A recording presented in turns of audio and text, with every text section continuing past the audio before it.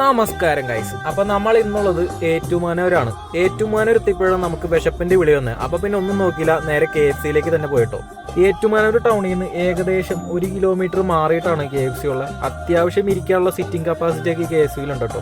അങ്ങനെ അവിടെ ചെന്ന് തിരക്കൊന്നും ഇല്ലാത്തതുകൊണ്ട് തന്നെ പെട്ടെന്ന് ഓർഡർ കൊടുക്കാൻ പറ്റുട്ടോ. ഞാൻ അവിടെ ചെന്ന് ഓർഡർ ചെയ്തത് സിംഗർ ബർഗർ കോംബോയും ഒരു സിംഗർ ബർഗറും പിന്നെ ഒരു 2 പീസ് ചിക്കൻ ആയിരുന്നു കേട്ടോ.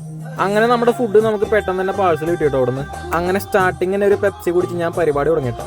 എന്നത്തെയും പോലെ നല്ല കിടിലം പാക്കിംഗ് ആയിരുന്നു KFC-യുടെ. KFC തന്നെ കിട്ടാവുന്നതെന്ന് വെച്ചാൽ one of the best burger കേട്ടോ ഈ സിംഗർ ബർഗർ എന്ന് പറയുന്നത്.